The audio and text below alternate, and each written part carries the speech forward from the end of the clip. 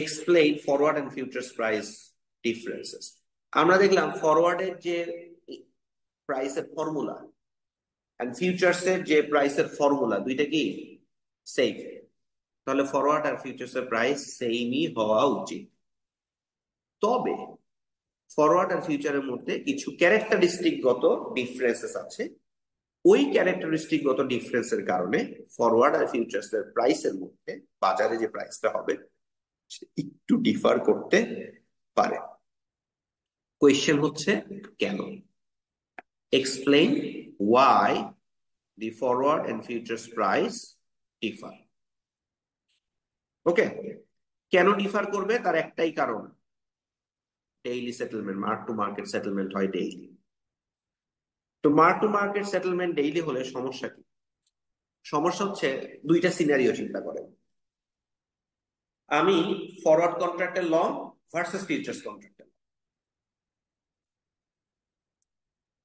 এটা underlying instrument আছে, ওটার উপরে ফরওয়ার্ড কন্ট্রাক্টও করতে পারি, অল্টারনেটিভলি ওইটার উপরে কি করতে পারি, ফিউচার্স কন্ট্রাক্টও করতে পারি। মনে করেন একটা স্টক প্রাইস, স্টকের উপরে ফরওয়ার্ড কন্ট্রাক্ট।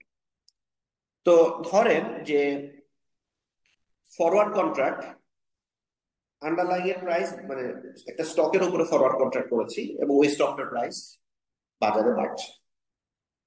তো স্টকের প্রাইস যদি বাজারে বাড়ে আর আমি যদি ফরওয়ার্ড কন্ট্রাক্টের লং পজিশন থাকি তাহলে আমার লাভ। কিন্তু ফরওয়ার্ড কন্ট্রাক্টে এই লাভটা ডেইলি বেসিসে আমি ক্যালকুলেট করতে পারবো, বুঝতে পারবো যে এটা আমার লাভ, কিন্তু রিয়ালাইজ করতে পারবো না until the forward contract mature. ধরেন 90 ডেজ, 90 দিন পর্যন্ত আই ক্যান, আমার মনে একটা সান্ত্বনা থাকবে আমি লাভে আছি, কিন্তু লাভটা আমি সেটেল করতে পারবো না। বিকজ ফরওয়ার্ড কন্ট্রাক্টে এই সেটেলমেন্টটা হয় কবে? একেবারে কন্ট্রাক্ট ম্যাচিউরে, ধরেন 90 ডেজ। এটা অল্টারনেটিভ টু ফরওয়ার্ড যদি ফিউচার্স হতো তাহলে কি হতো? প্রতিদিন আমার লাভ হতো, লাভটা আমার মার্জিন ব্যালেন্সের সাথে যোগ হতো। ওকে, আচ্ছা, এর সাথে আরেকটা সিনারিও চিন্তা করেন, এর সাথে কিন্তু মানে এই ঘটনা, এবং মনে করেন ইন্টারেস্ট রেট বাড়ছে, মনে করেন ইন্টারেস্ট রেট বাড়ছে। তো ফিউচার্সে যদি আমার লাভ হয়, লাভটা যদি আমি সেটেল করতে পারি, ওই লাভটা আমি ইন্টারেস্ট রেট বাড়ছে এরকম সিনারিওতে হায়ার রেটে রিইনভেস্ট করতে পারবো দ্যাট লাভটা। ফরওয়ার্ড কন্ট্রাক্টে এই সুযোগ নাই, কারণ লাভটা আমি নিতে পারছি না। ইন্টারেস্ট রেট হাই, ওই রেটে যে রিইনভেস্ট করতে পারতাম সেটাও আমি করতে পারছি না। এরকম সিনারিওতে আপনি ফরওয়ার্ড ভার্সেস ফিউচার্স কোনটা পছন্দ করবেন? All people will prefer futures over forward. কিন্তু এটাতে একটা ফ্লিপ সাইড আছে। ফ্লিপ সাইডটা হচ্ছে স্টকের প্রাইস কমে যাচ্ছে, ইন্টারেস্ট রেটও কমে যাচ্ছে।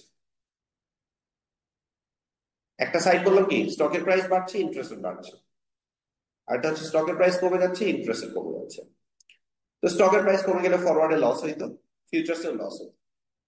ফরওয়ার্ডের লসটা আমার দেয়া লাগছে না, কিন্তু ফিউচার্সের লসটা আমার দেয়া লাগছে। ইন্টারেস্ট কমছে, অ্যাটলিস্ট আমার সান্ত্বনা হচ্ছে আমি লোয়ার রেটে, এই যে দেয়া লাগছে লসটা, এটাকে লোয়ার রেটে ফাইন্যান্সিং করছি। সো স্টক প্রাইস বাড়ছে, ফিউচার্স প্রাইস বাড়ছে, স্টক প্রাইস কমছে, ফিউচার্স প্রাইসও কমছে। আমরা বলতে পারি stock price and futures price are positively correlated. So stock price and futures price যদি পজিটিভলি কোরিলেটেড হয়, people will prefer futures contract over forward contract. And since people will prefer for a futures contract over forward contract, তার মানে হচ্ছে futures এর দাম forward এর প্রাইসের থেকে একটু কি হবে, বেশি হবে। প্রিফার করছে সবাই ওইটা, সবাই ওইটা কিনতে চাচ্ছে, সে কারণে এটার দাম একটু কি হবে, ওইটার তুলনায় বেশি হবে। এর অল্টারনেটিভ সিনারিওটা চিন্তা করেন, খুব ভালো করে মনোযোগ দেন। স্টক প্রাইস বাড়ছে, ইন্টারেস্ট রেট কমছে, স্টক প্রাইস কমছে, ইন্টারেস্ট রেট বাড়ছে, মানে স্টক প্রাইসের সাথে ইন্টারেস্ট রেট সম্পর্কটা নেগেটিভ, কোরিলেশনটা negative. So think about the scenario, stock price কমে যাচ্ছে, ইন্টারেস্ট রেট বাড়ছে, your position is long. So stock price কমছে, ইন্টারেস্ট রেট বাড়ছে, ফরওয়ার্ডে আপনার লস হচ্ছে, কিন্তু লসটা তো আপনার পে করতে হচ্ছে না আনটিল 90 days কাম, আনটিল ম্যাচুরিটি কামস। ফিউচার্সের ক্ষেত্রে স্টক প্রাইস কমছে, আপনার লস হচ্ছে, ডেইলি বেসিসে লসটা আপনাকে, মার্জিন ব্যালেন্স কমতেছে, মেইনটেনেন্স মার্জিনের নিচে চলে গেলে আপনি মার্জিন কল পাচ্ছেন, আবার নতুন করে টাকা দিতে হচ্ছে। নট অনলি দ্যাট, টাকাটা যে দিতে হচ্ছে এই টাকার কস্ট আমার বেড়ে যাচ্ছে, ইন্টারেস্ট বাড়ছে। স্টক প্রাইস কমছে, ফিউচার্সে লস করছি, এন্ড সেই লসটাকে ফাইন্যান্সিং করার জন্য হাই রেট আমাকে ফাইন্যান্সিং করতে হচ্ছে।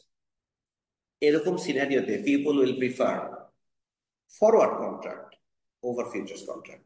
ফিউচার্স কন্ট্রাক্টকে তখন মানুষ অপছন্দ করবে ওয়েন স্টক প্রাইসের সাথে ইন্টারেস্ট রেটের সম্পর্কটা কি নেগেটিভ।